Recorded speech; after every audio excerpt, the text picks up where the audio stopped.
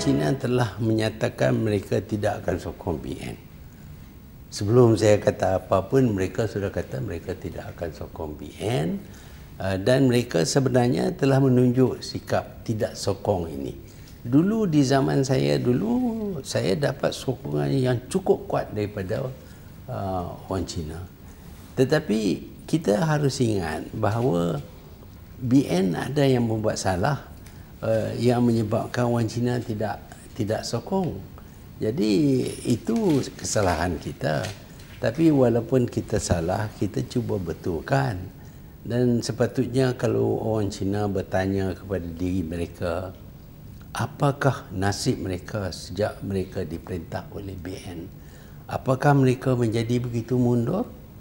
Kalau kita tengok, kita buat perhitungan secara ilmiah, kita akan dapati bahawa kekayaan negara kita ini kebanyakannya masih dimiliki dan dikembang di kalangan orang-orang Cina.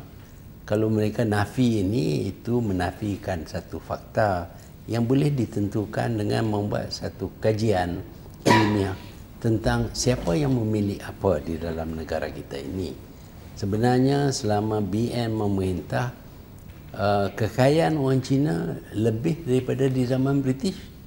Zaman British mereka tidak boleh berniaga, jadi importer eksporter tak boleh. Segala lumbung yang baik semua terdapat kepada British.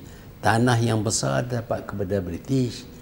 Pendek kata, di zaman British dulu mereka tidak dapat peluang. Sekarang ini mereka diberi lebih banyak peluang daripada zaman British. Sehingga estate British semua diperolehi oleh mereka. Perniagaan import ekspor, kalau dulu Harrisons and Crosby, Scots and English, sekarang sudah tidak ada. Semuanya adalah milik orang Cina dan milik syarikat-syarikat kerajaan juga yang kita takrif sebagai bumi putera lah. Tapi sebenarnya yang mendapat nikmat daripada kemerdekaan lebih banyak kepada orang Cina daripada orang Melayu.